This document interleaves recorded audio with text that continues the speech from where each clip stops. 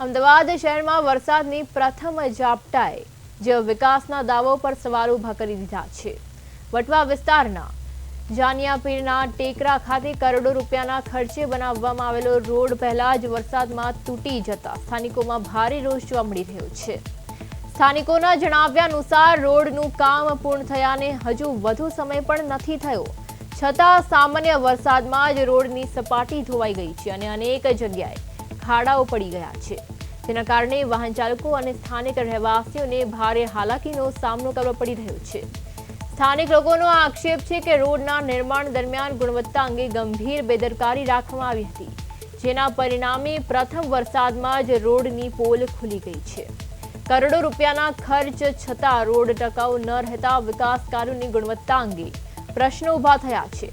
સાથે જ રોડનું ગુણવત્તાયુક્ત અને લાંબા સમય સુધી ટકી રહે તેવું પુનઃનિર્માણ કરવામાં આવે તેવી પણ માંગ ઉઠી છે। હવે જોવાનું એ રહેશે કે તંત્ર આ મામલે શું કાર્યવાહી કરે છે। આજ સાથે આપણા સંવાદદાતા મૈત્રી વ્યાસ જોડાઈ ગયા છે। જી મૈત્રી, જેવી રીતે અમદાવાદમાં વરસાદે વિકાસની વાસ્તવિકતા બતાવી દીધી છે, શું છે સમગ્ર વિગત? જી બિલકુલ પિયા, વાત કરીએ તો અમદાવાદમાં ગઈકાલે જે પહેલો વરસાદ આવ્યો તે પહેલા વરસાદમાં જે વટવા વિસ્તારમાં જાનિયાપીરનો ટેકરો આવેલો છે તે વિસ્તારમાં જે રોડનો જે ભ્રષ્ટાચાર છે તે ભ્રષ્ટાચાર ખુલ્લો પડી ગયો છે, કારણ કે કરોડોના ખર્ચે જે રોડ બનાવવામાં આવ્યો હતો તે પ્રથમ વરસાદમાં જ જે છે તે રોડની હાલત જે છે તે કફોડી થઈ ગઈ છે। રોડ આખો બેસી ગયો હોય તેવા દ્રશ્યો જોવા મળ્યા હતા। રોડ તૂટી જતા સ્થાનિકોમાં ભારે રોષ જોવા મળી રહ્યો છે, કારણ કે જે સ્થાનિકો છે તેમને હાલાકીનો સામનો કરવો પડી રહ્યો છે।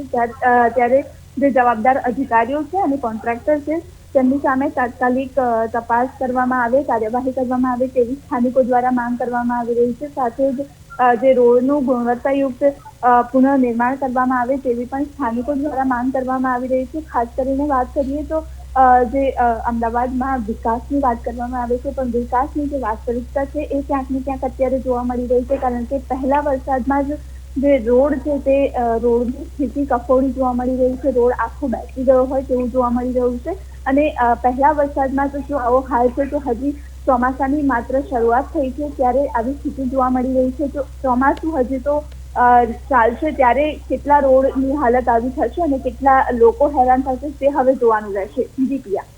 જી મૈત્રી, સમગ્ર માહિતી બદલ આપનો આભાર। તો જેવી રીતે વટવા વિસ્તારમાં ભ્રષ્ટાચારના આક્ષેપ ઉઠ્યા છે, વરસાદને વિકાસના પોલ ખોલી નાખી છે, પ્રથમ વરસાદે જ રોડની જેવી રીતે પોલ ખોલી નાખી છે, ત્યારે હજી આગળ તો કેટલા રોડ પર આવું થઈ રહ્યું છે તેના પણ દ્રશ્યો સામે આવશે।